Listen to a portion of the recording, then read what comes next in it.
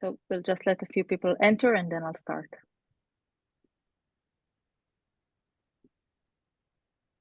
We have about 60 people enrolled, which is impressive for a semester break here and very busy times.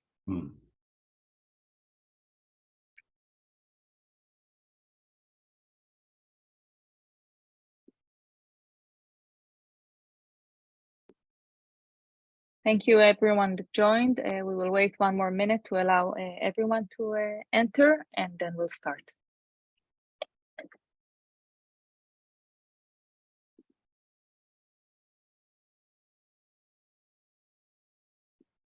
Okay, so let's start.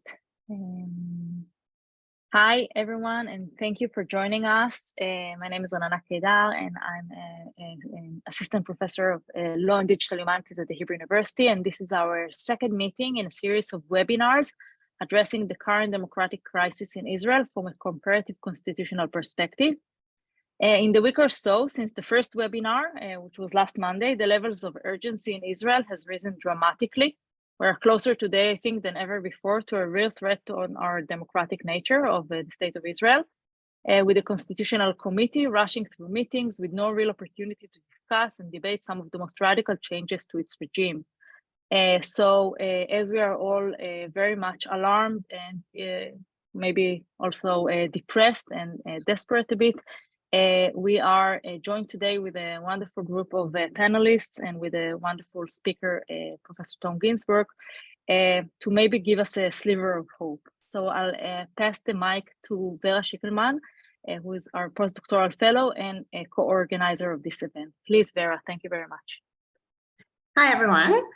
So as Anna said, this is a very current debate. The reform is going to be presented before the Knesset probably already in the beginning of next week. And we will, in light of this, we will discuss Professor Tom Ginsburg and Aziz Hook's article, Democracy's Near Misses, which talks about how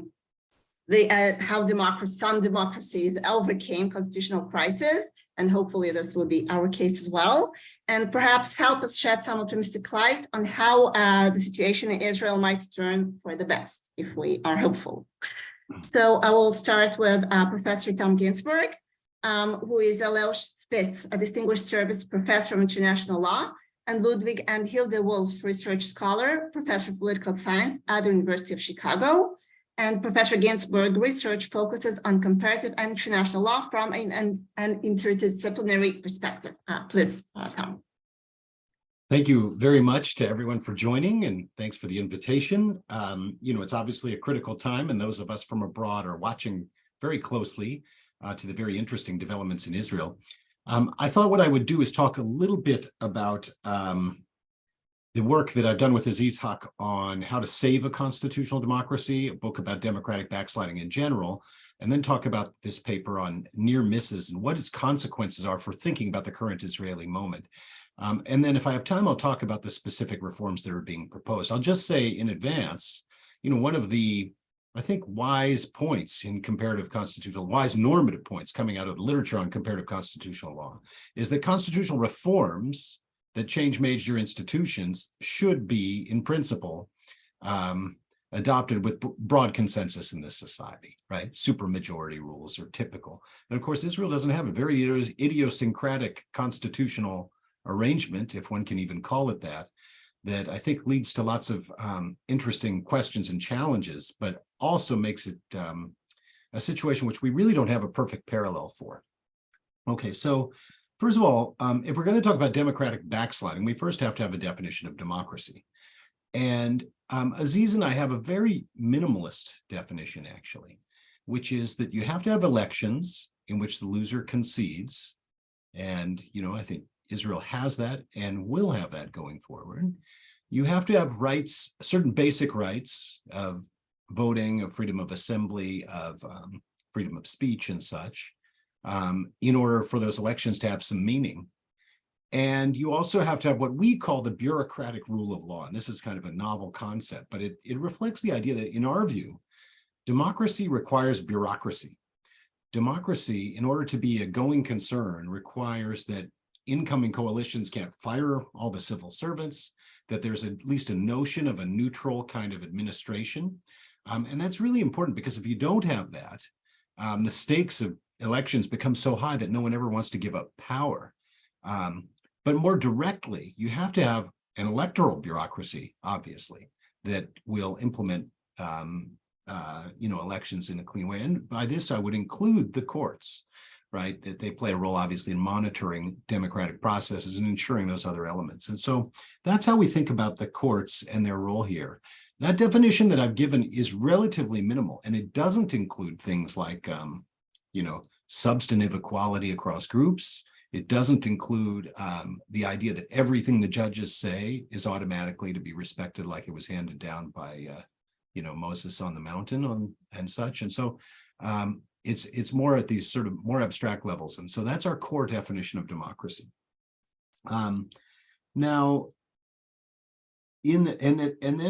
So what we've done is we've looked at what constitutional design can do to protect constitutional democracy and to some degree to respond to situations where democracy is under some threat. And here's where the literature on backsliding comes in, as well as our idea of near misses.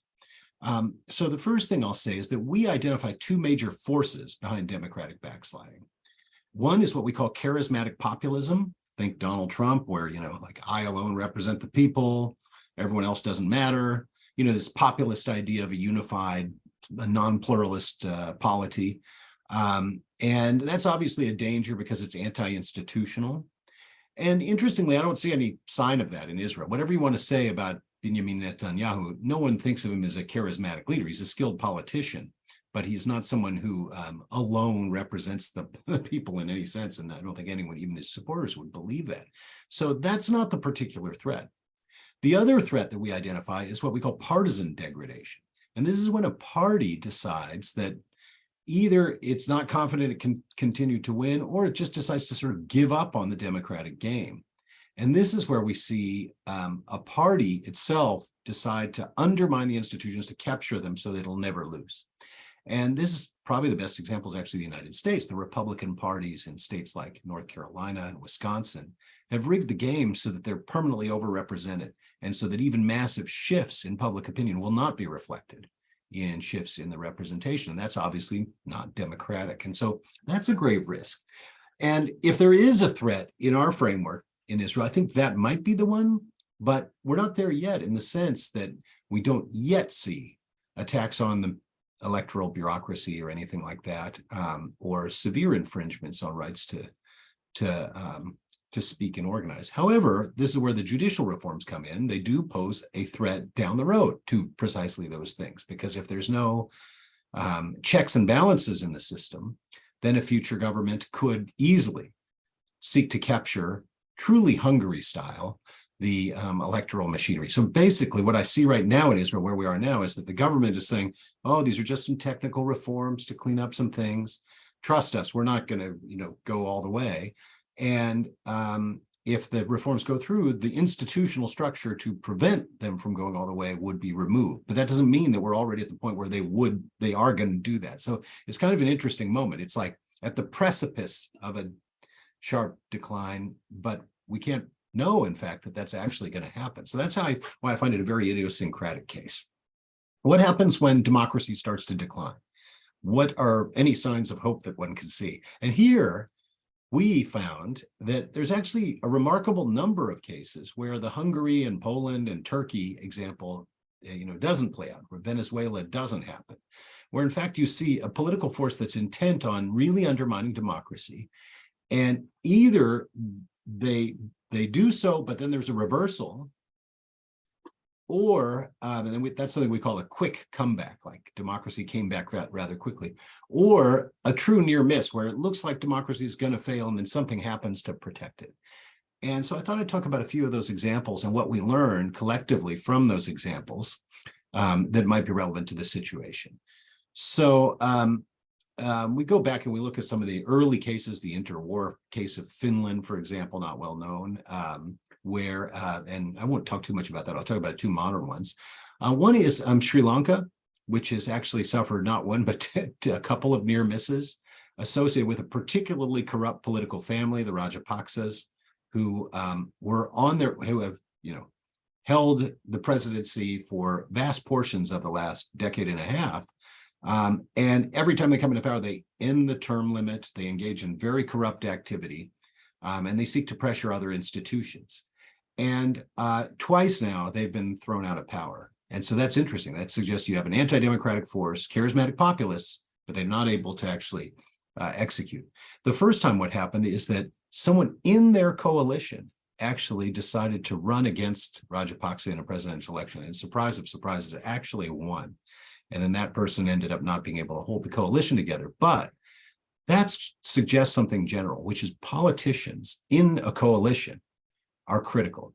And this actually goes back to an old point in the democratic literature, which is, in the interwar years, why did Germany fail? Why did Weimar democracy fail? Because of the defection of conservatives from democracy. They were so afraid of the communists that they decided to vote with Hitler, and the rest is history. And so there's something about like the restraining power of politicians in a coalition, which gives me a tiny bit of hope. I don't know much about the Israeli coalition, but that if we were to reach that second stage I was referring to of totally undermining the institutions of democracy, that there'd be someone in the coalition that would defect and that would keep that from happening. The second Sri Lankan case was, again, the Rajapaksas came back, and then there was popular revolt, and that just happened last year, quickly snuffed, and an opposition politician came in sort of belonging to the same general system, even though not on that side.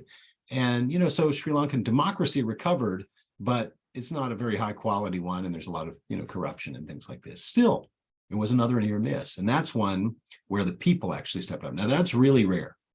That's very, very rare. And that's not something I think we should even think about as being a generally applicable solution, where the people show up in such force that they literally run the government out of their offices.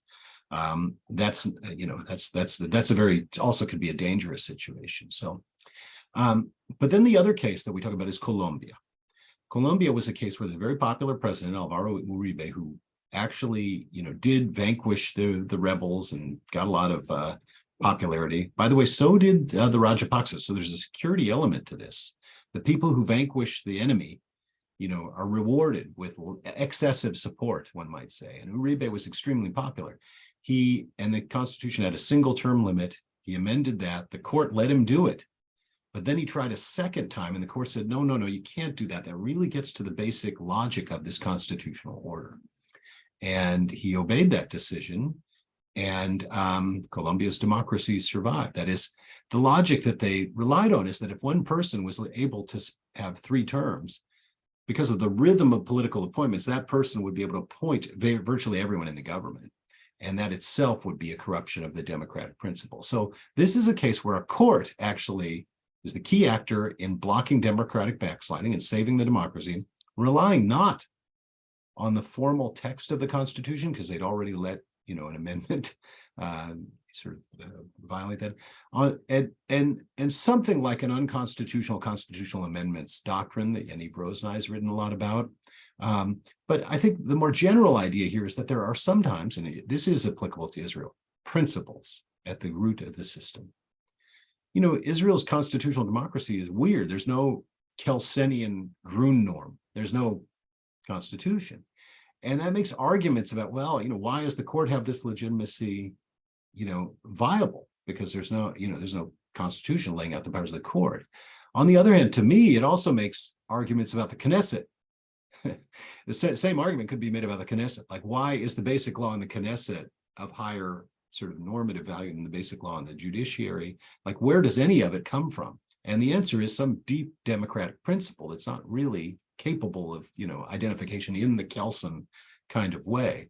And I think that's something that we also see in these moments, that principles become important, not necessarily just the text of the Constitution.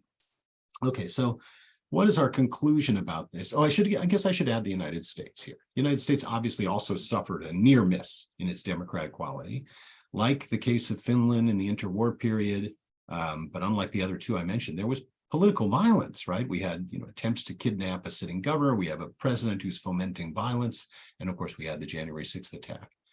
and as well as demonization of the electoral bureaucracy. Very severe, far more severe actually than what I'm hearing over there, in the sense that there's this attack on epistemic institutions, in their entirety here in the United States. It's been very effective, right? 41 million Americans believe in the QAnon conspiracy theory, so we may yet have future iterations. But when you look at the actual moment when democracy was under threat, what is it that saved us? Well, it certainly was not politicians, right? It wasn't the Republican Party, which voted after, a mob tried to kill some of them, voted overwhelmingly. The House representatives voted not to certify the election, even though they all knew perfectly well that the election had been, valid. And so it's an incredible defection on the part of a major political party. It's really rather terrifying in its utter venality and dishonesty. So they didn't help. But like the other cases, it was other institutions. In this case, the United States, it was 10,000 local election officials who counted the ballots accurately in the face of, in some cases, very violent intimidation by Trump supporters. It was the courts. It was, and state courts, courts at every level. It was the military. It was civilian bureaucracies that refused to go along with orders from the president that, were if he could have, he would have certainly ordered, a seizure of ballot boxes, all these crazy things that were being talked about. And so there's a million little heroes here. And I think that's a very telling thing when you talk about the end of democracy. That is, the way we frame it in the article is that to save democracy, you need institutions that are not themselves democratically legitimated. The democratically legitimated institutions aren't going to save democracy. You have to rely on the other ones, the bureaucracies, the military, the courts, the police. That's what matters. And when we see threats, the most severe threats, Brazil's election very recently, Brazil had a near miss in the sense that the election was very close. And there were instances where the police were going out and blocking people from voting and such, so that we did have some defection, but the courts held the line and they had a very good electoral bureaucracy. So that turns out to be really crucial when you talk about saving democracy in the way that I was talking about. Now, let me, if I can, say just a word about the actual reforms that are being proposed in Israel. And I find the arguments in favor of them, unpersuasive. Although we all know, those of us who study courts around the world do know that the Israeli court is extremely powerful, that there are things that happen there which don't happen in many other countries. And yet, in terms of the overall constitutional structure, I think a viable and strong court is important. So let me talk first about the proposal to change the appointment system. Obviously, it's been tinkered with before. And, Israel's not the only country which has had at one time truly a kind of self-appointing judiciary. India's is more extreme in this regard. And Israel's is now balanced, I think, with a mixed member committee. There is something of a global norm that judicial appointments committees should, in principle, have a majority of judges. That's what the Venice Commission says. And so that's a kind of, norm, which, I think, I'm not sure I would even myself apply that strictly speaking. But what I would say, and this comes from my book with Nuno Garupa called Judicial Reputation, where we look at the reputation of courts around the world and institutional structures like judicial appointments councils. What I would say is that a judicial appointment system in which politicians are the majority is inevitably going to be politicized. And that's just what the research shows. There's a lot of evidence for this. So that's rather disturbing. It's not that judges necessarily have to be the majority or need to be self-replicating, but the idea that politicians should replace them means you're going to have politicization. And the argument that, the Americans do it is not a persuasive one, because our court's legitimacy is in decline. It's not. And of course, the other end of it is that our judges, once appointed, serve for life, so they can defect on whatever political promises they've made. And we've got many examples of this, most recently with Republicans promising not to overrule Roe v. Wade and then promptly doing so. But the idea that there's a similarity here, because what the Israeli proposal is not only to sort of politicize appointments to make the court more responsive, but then also to allow overruling of particular decisions. And that combination is the opposite of what we have in America. We appoint these people in a very political process, and then they rule us for their entire lifetimes. In Israel, you have judges who, you would have judges who are appointed politically, and who, if they deviate from the promises they made, they could simply be corrected by the Knesset. Now, this is already true, of course, because the Knesset can pass any basic law it wants anytime, can pass any law it wants. And that's where I find that the proposal is somewhat sub rosa. It's saying, well, we're just doing a little technical correction of the judges here. The proposal to overrule particular decisions, again, is found in certain democracies. It's so-called weak form judicial review, or the new Commonwealth model of judicial review found in Canada, New Zealand, Australia, etc., to some degree, the United Kingdom. And that, again, in isolation, you could say, well, that's fine. That's a perfectly viable thing. It is the combination of the two that makes the particular proposal so insidious. And so I think that's important. You can't just look at one reform at a time. The other reform I'd like to call attention to is the overruling of the reasonableness doctrine. Now, I'm not an Israeli administrative lawyer. I don't follow it in detail. Many of you do. I do know that administrative law is absolutely the critical thing when it comes to saving constitutional democracy. This is where the bureaucratic rule of law comes in. If bureaucrats can behave unreasonably, then we're all in big trouble. And it's very important. We all know that every bureaucracy needs someone to monitor them and to check them. Now, I gather that one of the big concerns is the interpretation of by the Israeli Supreme Court. The reasonableness allows them to, refuse to allow indicted politicians, for example, to run for office. This is what's really upsetting the current coalition, because, of course, some of them have in fact been indicted. And, whatever the merits of that, I just think, look, if that's what you want to do, then pass a bill that says indicted politicians can run for office, to have the guts to do that. But to end reasonableness review in its entirety for this motivation, and I might be misunderstanding the true motivation here, but if that's what's going on, that's the equivalent of, using a nuclear bomb to, kill a mosquito or something like that. It just goes far beyond what one would want, and it does pose downstream threats to courts that, are needed in any democratic system to restrain low-level bureaucrats in the name of reasonableness. So I find in some sense that's maybe the most disturbing because it's something that most people don't think about. And I'll just say one last word before stopping. I wrote a short piece a few years ago where I was arguing that administrative law is actually the real constitutional law. Most people, might read the Constitution, but they're not really affected by it because most people are not political dissidents that are worried about their free speech. And most people are not criminals who care about criminal procedure.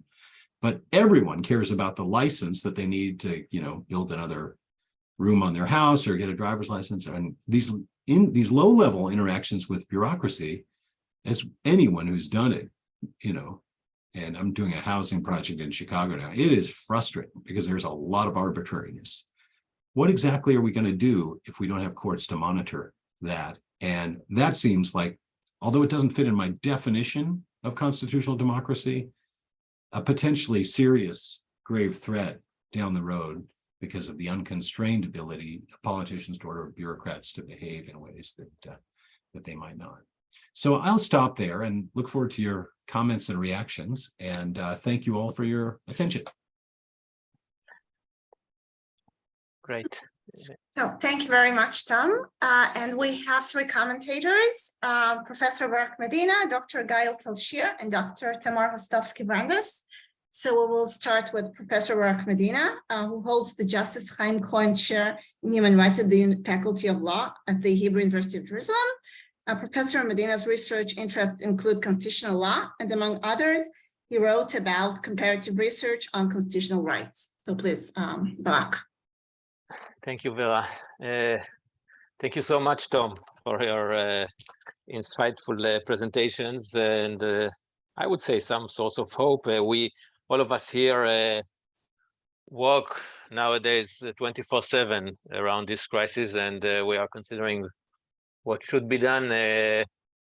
Is there still hope and things like that? And it's nice that you join us and help us with your vast knowledge, and I'm always impressed how deep is your knowledge of our specific case. And I would like to offer just a few comments about our specific case. I think I'll say two preliminary comments, and then I'll try to evaluate how close are we to a real backslide in our democracy. One comment has to do with things that Tom already mentioned, and this has to do with the prospects of the Supreme Court in a way saving us, at least in the first stage. It seems that given the unique nature of our constitutional law, of our basic laws, it is highly likely that the Supreme Court will strike down these amendments to the basic law. I will not go into details about the analysis here, but in general, the idea is that the Knesset's powers are limited, even when it enacts basic laws. In a way, there is some trade-off between the difficulty in amending the basic laws and the scope and the powers of the Knesset in doing so. And given that the Knesset intends to change the basic law only based on the coalition majority without gaining sufficient support both in the Knesset and in public in general, and given the contradiction of these norms with this amendment with basic rules of democracy, it is very likely, given the hints that are already there from the court, that the Supreme Court will strike down these amendments. Of course, this will not be the end of the game. We may expect that the government's reaction will be to defy the court's ruling, and the question then will be what will be the ultimate outcome. And I think that the question there will be what will be the rule of recognition when two official bodies set forth contradicting rules about what the law is. And this is something somewhat similar to what happened in Hungary and places like that. But so I think that we still have a few weeks before we are really at the brink of a constitutional crisis, but we will be there. This is my expectation. So we should be very much concerned. And the other preliminary comment has to do with the current situation in Israel. Tom was generous, maybe as a guest, avoiding characterizing the true nature of our constitution or the democracy nowadays. And as I think that we, at least those who are here with us in the panel know, Israel is, well, if we want to be generous, we would say fragile democracy. Otherwise, we would say borderline democracy, given that not only what happens in the occupied territories, but also within the Green Line, the lack of internal commitment to aspects of treating all citizens as equals, and the aspects of the ideals of human rights and things like that. And therefore, I'm concerned that the prospects of what will happen if the government becomes limitless, as the current proposition is aiming at, I think that the outcome is clear. We don't have to just to be prophets. It is written in the coalition agreements. Leaders of this coalition explicitly say what their aims are. And this has to, makes us, I would say, both optimistic and pessimistic about whether we will end up losing this fight. And but we should remember what's at stakes, and this leads me to try to evaluate our situation, and I would suggest considering two types of aspects that characterize our situation. One type provides a source of optimism, and the other a source for concern. So I'll say a few characteristics that I find in our situation that are a source of optimism. First, as I already said, assuming that the Supreme Court will indeed strike down these laws, this will provide greater support to our campaign. The vast majority does refer to the court's ruling as binding, reflecting what is known as diffuse support. And in Israel, even today, I think that the court enjoys a much greater public trust than the government. So this is something that is in favor of us. And the other aspect relates to what I already said. It seems that there is a lack of popular support in the current reform, and one reason has to do with what I just outlined. While the opposition accentuates the policy implications of this seemingly legalistic or formalistic changes, pointing at the expected violation of basic rights and other concerns that will come out of this change. Not so for the coalition. The leaders of the reform generally avoid explicitly suggesting what will change in terms, what will be the outcome of this change in terms of actual policies. And the result is that the change is viewed as an abstract policy and with not that much support by the supporters of this coalition in these policies.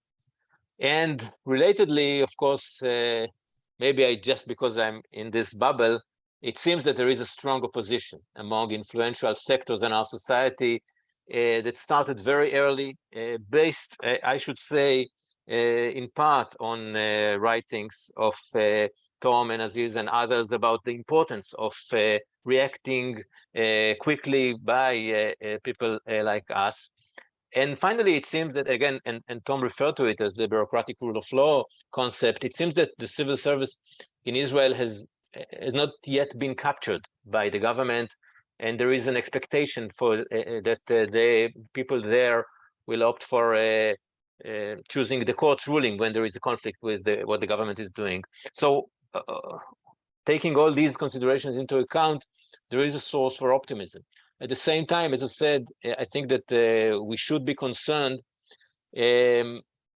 One aspect has to do, again, with the issue that Tom referred to, and this has to do with what is the underlying aim here. The change in policies in the constitutional construction in Israel is not aimed only at preserving Netanyahu's ruling. This would have been much easier if we were in a typical populist leader campaign just to perpetuate their position. It seems that what at stakes is anti-liberalism, anti-professionalism, issues that can be summarized as dealing with Israel's constitutional identity as a Jewish state.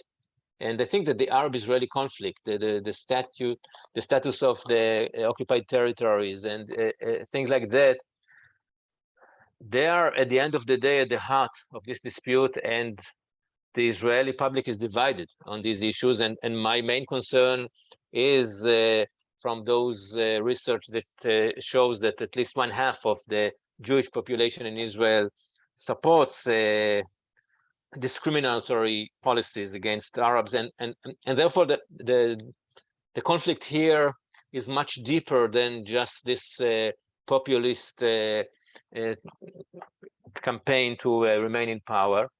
Relatedly, there is this issue of fake news, talks about the role of the Supreme Court, which are highly exaggerated. And I should say that our constitutional doctrines are quite complicated, even for us as constitutional scholars, and it's not easy to correct the fake news given this complexity. And finally, and this is again an issue that Tom mentioned, our members of the coalition it's very hard to see a sufficient number of them stand up and opposing this trend. Maybe if we are in the second round after the Supreme Court strikes down this legislation and the government defies it, maybe then we can expect someone to rise. But I'm quite pessimistic about this idea. So it seems to me that we should continue working hard on spreading the message that the Knesset's powers are limited and that the court will strike down the legislation. It might help in the current struggle. It might also increase the expectations from the court to save us and help the court, in fact, doing so. And I think that involvement from international community is highly needed, both in terms of giving us advice, but also threats, but also comments. And again, this is something that I would like to thank you, Tom, for being involved, for writing and speaking up on what's going on here. I'm very much concerned, and I think many of us here are concerned, but we still did not give up hope. We believe that we still have good chances to win in this struggle. Thank you. Thank you very much, Barak. And next, we will hear Dr. Gayil Talshir from the Department of Political Science at the Hebrew University of Jerusalem. So Dr. Talshir's research focuses on democratic theory, the party system, and civil society. So please, Gayil. Thank you so much. I want just one remark about the paper itself to ask you, Tom, later if you want to respond to how would you, having been writing about near misses, how would you change the democracy indices so they will have the power to actually include the indicators that can show us when a near miss is in the happening? So that's just a theoretical, curiosity out of the paper. But of course, we're here to discuss a more severe case. And there again, I think the big question to you is, can we hope for more than just near miss? Because in your analysis, we're already somehow protected because of the qualities of Israeli democracies. And my basic thesis in the 7 minutes that I have would be, you talked about democracy requires bureaucracy. But my argument to you would be that in the deep state argument that I will be talking about, this is exactly the reverse that is at stake. So the counter argument is that that bureaucracy undermines democracy, and this is the major thesis of those who lead the reform. So let me just share for 1 second the screen somewhere you can look at things better than my face. And I want to try to look at the cases that you looked at in the paper and to ask whether they are relevant to the Israeli case. So in the near-miss democracies that you've analyzed, we had 3 basic models of how to actually think about near misses and how to avoid democracies going down the drain of authoritarian regimes. And one was that the more moderate right-wing party does not cooperate with the more extremist. The other one was the independent judges or the strength of the judiciary, and the other was about officials, the generals or the bureaucrats that can actually stay put and say this is undemocratic and we're going to change it. So what happens in the Israeli case? I think in the Israeli case, the kind of environment that we have to think about, especially if you think about in terms of regime theory, is that the phenomena we're dealing with, both in the Israeli case and the American case, is what we call populism in power, which means that it's not coming from the extreme right.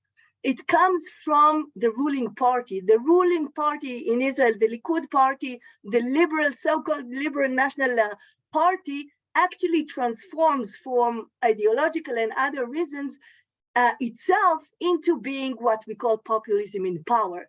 And what happens in this government is that this populism in power party actually joined hands with the extremist, extreme right or far right Jewish power and other parties. So your hope that there will be some more moderate notion within the coalition that is somehow going to defect, we're working on it, but I'm very pessimistic because it's a different structure of how this anti-liberal vibe came into being. So it's not about the moderate right saving us, because the moderate right is no longer moderate. It's an extremist, populist, anti-liberal right-wing party that actually pushed out of itself any signs of liberal right-wing elements, which was at its core for many, many years.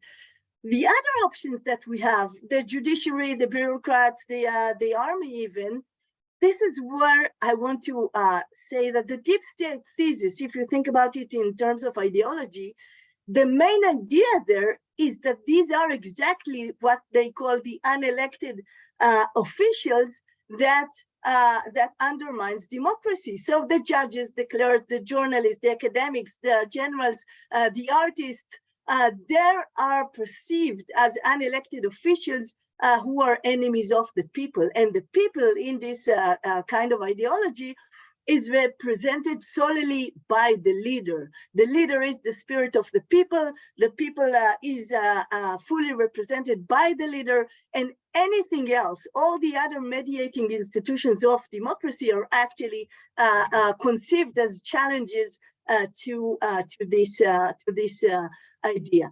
So just to, because I don't have much time, so just to come back and ask, so is it too late to stop Israel from deteriorating into an authoritarian regime? So legally, you can say yes, there are 64 determined majority ideological government of populism in power and Jewish power extremism. And they can pass whatever legislation that they want, and they can decide, because the court doesn't have forces to just ignore any ruling of the judiciary. We already heard this kind of tune coming from some of their leaders.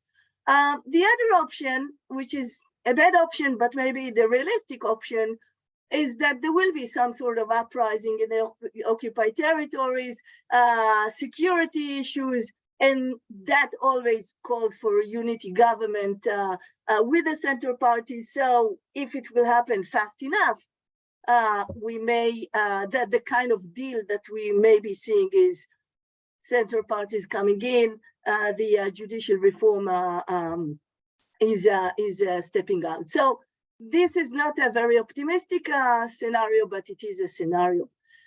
The other thing that we can do is object with all force. So the coordinated protest that we see in the streets and with the professionals, the top officials, top economics, top judicial, top academics, students, teachers, artists, the kind of protest that we see in the streets, these are the masses, but also the more focused kind of protest that tries to push the buttons of national responsibility of this government, if there are still elements within it that are susceptible to such arguments. I think this is something that we see happening. I think that the Israeli public is usually thought of as very not too activist, but we see the masses in the streets. We see many people, like from the economics, from high tech, from the top officials of government coming out and saying this is going to deteriorate not just the judicial system, but also the economic system. And this is the kind of wave that may push against the kind of reforms. And I think, at least theoretically, because you ended your talk by saying that we have to go back to values, not just to the constitution or to the rules. I think this is the most important thing, that we should not lose ground, that we should say that there is no such thing as an illiberal democracy, and that if you want to be both Jewish and democratic, as the state of Israel was established, then you have to maintain the democratic state, and focusing all the power in the hands of the government, which is in effect what all this reform is directed towards, is just undemocratic. And I think this is something that the right wing in Israel, those people who did go and vote for this government, and of course they are the majority, at least in terms of the numbers in the Knesset, I think they were convinced that there is some problem with the judicial system, because this is what they have been told for over 7 years, if not much more. But I think that they didn't realize that this is going to ruin both Israeli economics and Israeli democracy, and therefore I think that the support for the protest is much higher and wider than just those people that we actually see in the streets. So we might seek some hope there. Thank you. Thank you, Gayil. And last but not least, we have Dr. Tamar Hostovsky-Brandes. So Tamar is a senior lecturer at the Faculty of Law on Academic College. She specializes in public international law and constitutional law.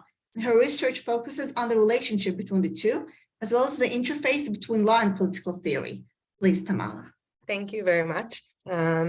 So I want to make two preliminary comments with respect to the things that have already been said, and then use my remaining 8 minutes to talk about what I think the end goal of this struggle can and can't be, from the perspective of someone who's been in it for 3 months, almost full time, I think now. So one short comment regarding what's at stake here. The debate that we're holding is a little bit weird in the sense that those that are pushing the constitutional changes require us to have this abstract discussion about rules of the game and constitutional structures and balance of powers and different institutions, detached from the goals, the specific political goals for which these stages are currently pushed. But we are not behind the veil of ignorance, and they're not behind the veil of ignorance either, right? And all we need to do is, like Barak said, to open the coalition agreement and to see why this absolute power is necessary, why they're pushing for this absolute power. And while I understand that from an academic perspective, we want to have the discussion of whether the arrangements are legitimate in themselves, I think that from a realistic, perspective, it's difficult, and maybe I'm not sure we need to accept the demand to do so when we see what's at stake here, especially when what's at stake is our elections. So if you ask me what I'm worried about, then what I'm worried about with respect to what will be done with this power, well, my two first concerns will be, I'm worried about the political participation of Arab parties, which is very much at stake with Article 7 of Basic Law, the Knesset, and the requirements for invalidation of political parties and politicians. And I'm worried about freedom of expression, where we already see, that there are orders not to allow presentation of Palestinian flag in campuses and so on. So when these proposals are already in the air, I think to talk abstractly about, whether the structural changes themselves threaten free elections or not, I'm not sure it's the right thing to do at this moment in time. But I also want to talk about what the end goal is. And like I've said, we've been in this, a lot of the participants in this webinar, some of them have been involved in this struggle for almost 3 months. And occasionally we stop and we ask, well, what's our end goal? Like, what's the optimistic scenario? When we talk about a near miss, what would a near miss look like in the case of Israel? What do we imagine if we imagine a near miss? And there have been voices here that said, well, maybe this is an opportunity, right? An opportunity not just to stop whatever is happening and just to maintain the existing system, because we also recognize that there are a lot of problems in the existing system, which is kind of Israel's peculiar constitutional framework with its basic laws that you can enact them, by regular majority, and the entire system is not a real constitution. So there have been those of us who are extremely optimistic who said, maybe this is an opportunity to even come out better, at the end, or with something better at the end of this, not just to stop the changes, but to offer an alternative to the change, an alternative to fix what needs to be fixed, to offer, to put something else on the table for discussion. And my only argument here is that we need to be, I think, very modest about what can be achieved in the current conditions, because the fact that Israel doesn't have a constitution is not only a result of the famous, historical story of the 1950 Harari decision, et cetera, and how things are developed, but is closely tied today to the existence of the occupation. And I think that one of the things that we often miss in Israeli public debate is that the discussion, the discourse about the occupation is usually a separate discourse or separate discussion from the discussion about Israel's constitutional framework, while actually the two are intertwined. Israel's existing constitutional framework started as something temporary, as a temporary framework that turned to be permanent. And Israeli occupation started as a temporary situation that turned on to be permanent. And while initially the occupation is obviously not the reason for which we have a temporary turned permanent constitutional structure, at this point in time, the temporality of the two are intertwined. Because if we say, well, why let's use this constitutional moment to have talks about a real constitution, a full constitution for Israel, we can't do that. Because we don't know what the territory is. We don't know what the borders are. We don't know who the body politic is. We don't know if settlements are or aren't part of the body politics, and if their Palestinian neighbors are or aren't part of the body politic. So our temporary, political constitutional framework is inherently intertwined with the temporary yet permanent situation of the occupation. And I think this is important because it needs to frame the way we think about Israeli constitutionalism in general. Yes, Israel is a peculiar situation. It's different from every other situation, but Israeli constitutionalism is also characterized by the fact that we don't know who the body politic is if we talk about constitutionalism. We don't know where the constitutional will apply. I'm putting aside, I'm not even talking about at this moment about human rights violation associated with occupation. That's obvious, about military control. These are obvious issues. But just in thinking about the very basic constitutional terms, we can't think about them in the context of Israel.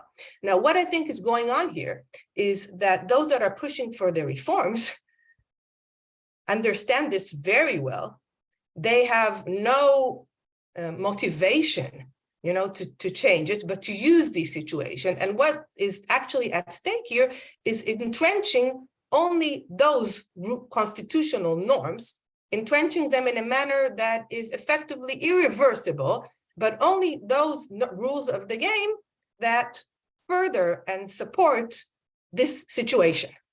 And we're doing basically what's going on here is entrenching sort of a constitutional, not a real constitutional, but constitutional norm in a situation in which the basic conditions for having a real constitutional process simply do not exist.